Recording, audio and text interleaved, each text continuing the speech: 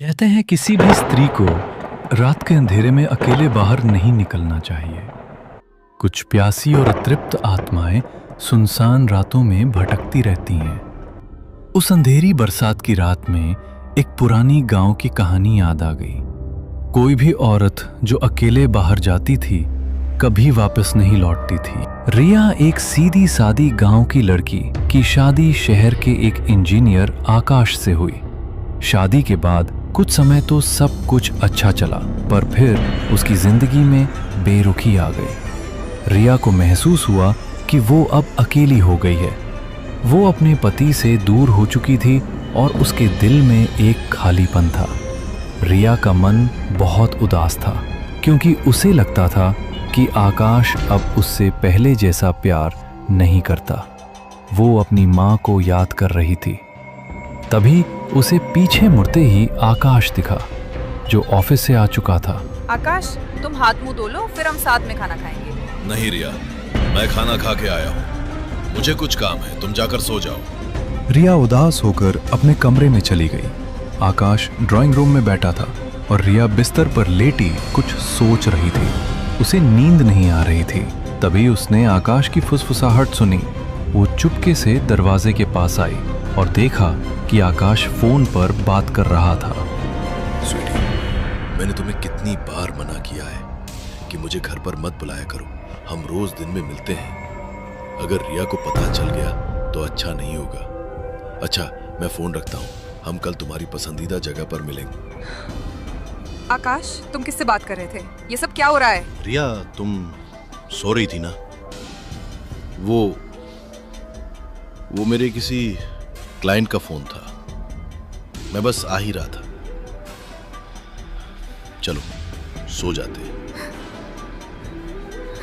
मैंने तुम्हारी सारी बातें सुन ली हैं। तुम मेरे साथ ऐसा कैसे कर सकते हो? मैंने क्या किया? मुझे तुम पर पहले से ही शक था। मुझे लगा था तुम सुधर जाओगे, पर नहीं, तुम तभी नहीं सुधर सकते। बस आकाश, बहुत हो गया। अब मैं तुम्हें बर्दाश्त नहीं कर सकती। तुम मुझसे ठीक से बात तक नहीं करते। तुमने कभी जानने की कोशिश नहीं की कि मेरे मन में क्या चल रहा है। पर मैंने तुमसे कभी शिकायत नहीं की, लेकिन अब तो तुमने सारी हदें पार कर दी हैं। मैं जा रही हूँ। तुम्हें मेरी कोई परवाह नहीं है, तो फिर मैं यहाँ क्यों रहूं?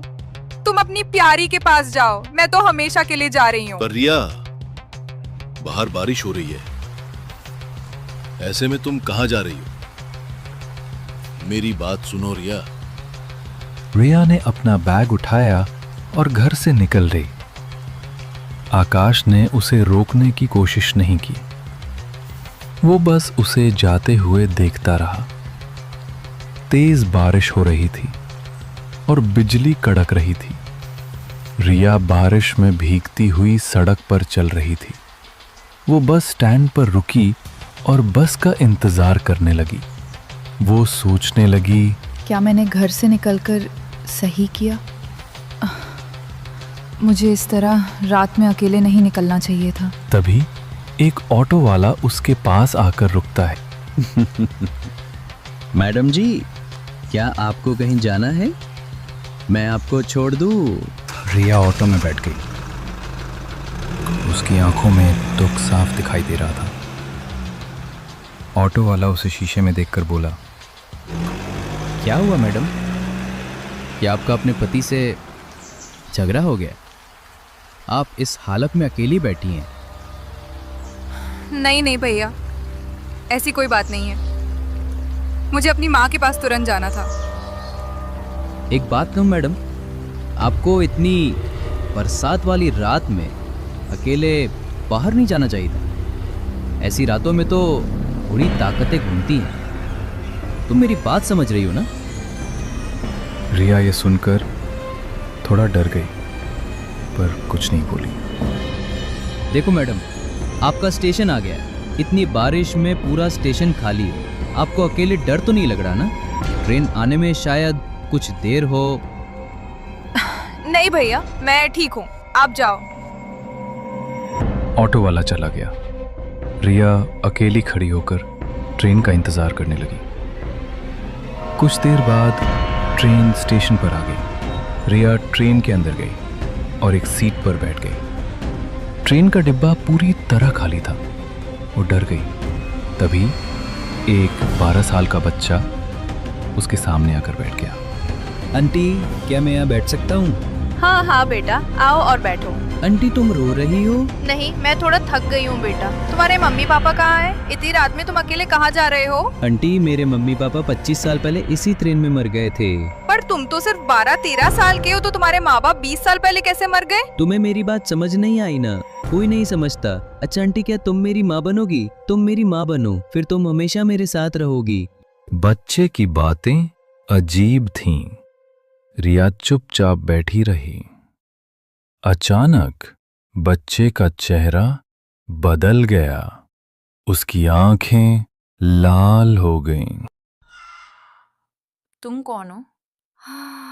वो क्या था?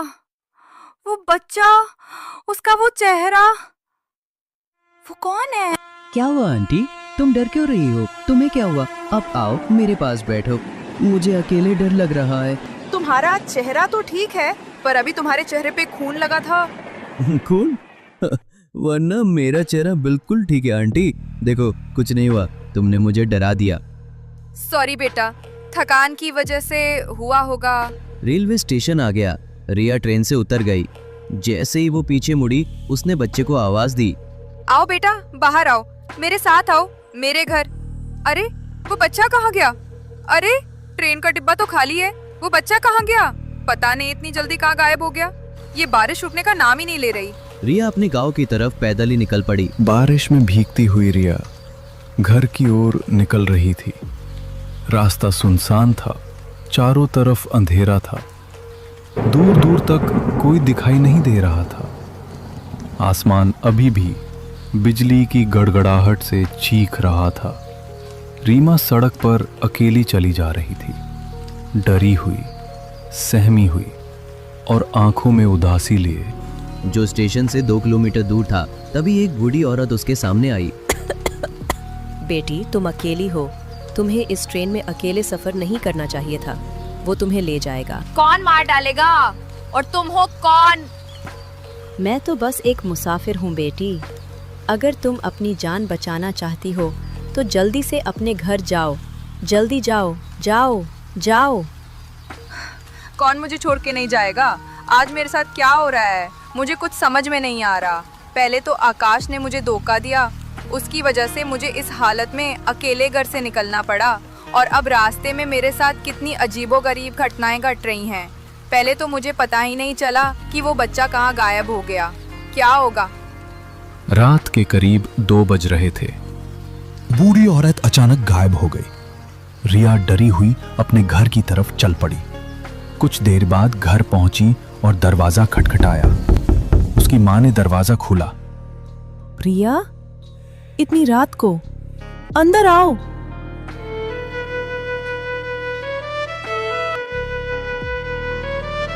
क्या हुआ रिया? तुम कहाँ थी? तुम अकेली हो? हाँ माँ, मैं अकेली आई हूँ। पर रात में क्यों? तुम्हें पता नहीं, इस हालत में रात में अकेले बाहर जाना ठीक नहीं है। आजकल हालात ठीक नहीं है बेटा। एक बात बताओ, रास्ते में कोई मिला क्या? नहीं माँ, बस ट्रेन में एक बच्चा मिला था। क्या बच्चा है? हे भगवान, तुम उस ट्रेन से आई हो। रिया, इस गांव के अलावा यहाँ रात में कोई ट्रेन नहीं आती। जिस ट्रेन से तुम आई हो वह एक छलावा है। क्या कह रही हो? छलावा है माँ? मैं तो पहले से ही परेशान हूँ। चुप हो जाओ, जल्दी से मेरे साथ आओ। क्या हुआ माँ, बताओ ना। कोई सवाल मत पूछो, मैं तुम्हें बाद में सब बता दूंगी। अब तुम मेरे साथ आओ। रिया की मां उसे खींचकर घर के अंदर ले गई और उसके हाथ पर बजरंग बली का धागा बांध दिया। ये धागा बजरंग बली का है। जब तक ये तुम्हारे हाथ में है, ये तुम्हारा कुछ नहीं बिगाड़ सकता। पर कौन माँ? तुम किसकी बात कर रही हो? मैं तुम्हें सब कुछ बता दूंगी। हाँ, मुझे पता है कि वह बच्चा तुम्हारे आसपास ही है। वह तुम्हारे साथ आया है, लेकिन वह इस धागे की ताकत से डरता है। अगर वह तुम्हारे पास आने की कोशिश भी करेगा तो जल कर राख हो जाएगा।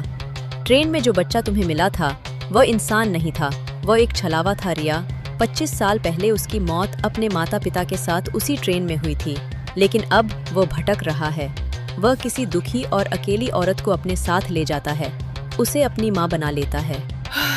माँ, कैसी दयनीय बातें कर रही हो। ये सब बेकार की बातें हैं। वो बच्चा कितना मासूम था।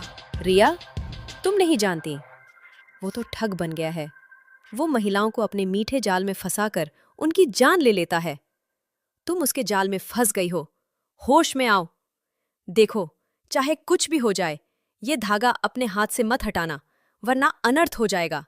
तुम मेरी इकलौती बेटी हो रिया। माँ, चिंता मत करो। ठीक है, मैं जैसा कहूंगी वैसा ही करूंगी। अब तुम सो जाओ, सुबह बात करेंगे। रिया और उसकी मां सो गईं। रिया को नींद नहीं आ रही थी। तभी दरवाजे पर दस्तक हुई। अरे, इतनी रात को दरवाजे पर कौन है? जरा जाकर देखूं। रिया दरवाजा खोलती है और देखती है कि वही बच्चा दरवाजे पर खड़ा है। आंटी, मुझे बाहर बहुत ठंड लग रही है, मैं भीग गया हूँ, मुझे अंदर आने दो। हाँ हाँ, अंदर आओ।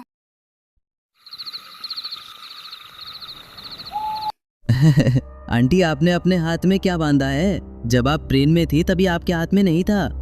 अरे, ये तो मेरी माँ ने मेरे हाथ में बांधा है। आंटी प्लीज, ये धागा मुझे दे दो, मुझे डर लग रहा है, मुझे इसे भी बांधना है। रिया उस धागे को खोलने की कोशिश करती है, तभी उसकी माँ उसे रोक देती है। रुको रिया, ये क्या कर रही हो? मैंने कहा था ना कि इसे हाथ से मत हटाओ। इस बच्चे से दूर रहो। माँ, ये वही बच्चा है, देखो कितना प्यारा है। रिया, ये सब धोखा है, धोखा। तुम यहाँ क्यों आए हो? चले जाओ। देखो, मेरी एक ही बेटी है, तुम उससे दूर रहो। यहाँ से चले जाओ। अरे नहीं, मैं कोई धोखेबाज नहीं हूँ। मैं यहाँ आपका घर मांगने आया हूँ। मुझे भूख लगी है और बाहर बारिश हो रही है। मैं सुबह यहाँ से चला जाऊँगा। माँ, वो सही कह रहा है। देखो, इतनी बारिश में वो कहाँ जाएगा? उसे आज रात यहीं रहने दो, प्लीज माँ। रिया की माँ को उस बच्चे पर यकीन नहीं था, लेकिन बेटी की जिद के आगे वो मान गईं। अगली सुबह बारिश रुक गई। रिया, वो बच्चा कहाँ है? अरे माँ, फिर शुरू हो गई। वो अभी भी सो रहा है। जैसे ही वो उठेगा, मैं उसे कह दूंगी कि वो चला जाए। तभी बच्चा आता है। आंटी, मुझे भूख लगी है, मुझे कुछ खाने को दे दो। ठीक है बेटा, तुम बैठो, मैं अभी लाती हूँ।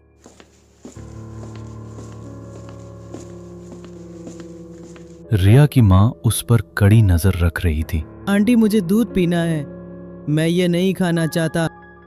माँ, इसके लिए थोड़ा दूध ले आओ। ठीक है, मैं लाती हूँ, पर तुम अपना ख्याल रखना, समझ गई?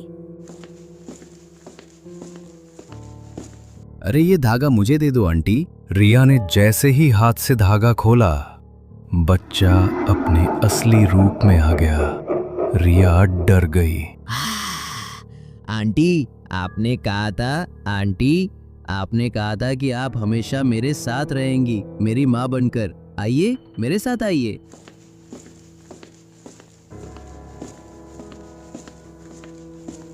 नहीं, रुको, मेरी बेटी को छोड़ दो। उसने तुम्हारा क्या बिगाड़ा है? मुझे तो पहले ही पता था कि तुम वही धोखेबाज हो। आखिर तुम्हें क्या चाहिए? मुझे मेरी माँ चाहिए आंटी। मैं अपनी माँ को लेने आया हूँ, उन्होंने मुझसे वादा किया था। उसकी आवाज अब एक बच्चे की नहीं, बल्कि एक बूढ़ी और कर्कश औरत की तरह लग रही थी। कमरे में अचानक ठंडी हवा बहने लगी और दीवारों पर लगी तस्वीरें हिलने लगीं। माँ, ये क्या हो रहा? चुप रहो, इसे अपने पास मत आने देना। ये एक बुरी आत्मा है रिया, इसने कई औरतों को धोखा दिया है। आओ मेरी बच्ची, अब तुम्हें कोई दुख नहीं होगा, हम हमेशा साथ रहेंगे। उसका हाथ धुएं जैसा लग रहा था और उसकी उंगलियां लंबी और नुकीली थीं। रिया डर से अपनी आंखें बंद कर ली। उसकी मां ने जोर से बजरंग बली का नाम लिया और घर में रखा गंगा जल उस आत्मा पर छिड़क दिया। ये क्या है? तुम मुझे जला रही हो। गंगा जल पड़ते ही उस आत्मा के शरीर से धुआं निकलने लगा और वो पीछे हटने लगा। उसकी आंखें अब जलते हुए कोयले की तरह लाल थीं। निकल जाओ यहाँ से। मेरी बेटी को अकेला छोड़ दो। तुम्हारा यहाँ कोई ठिकाना नहीं है। तुम इसका पछताओगी। तुम मुझे मेरी माँ से दूर नहीं कर सकती। मैं वापस आऊंगा। इतना कहकर वो आत्मा एक काले धुएं के बादल में बदल गई।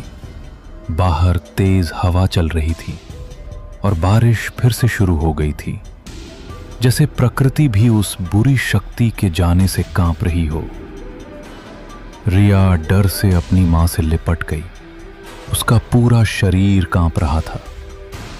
उसकी मां ने उसे कसकर पकड़ लिया और उसके माथे पर प्यार से हाथ फेरा। डरने की कोई बात नहीं है रिया, वो चला गया। बजरंग बली हमारे साथ हैं।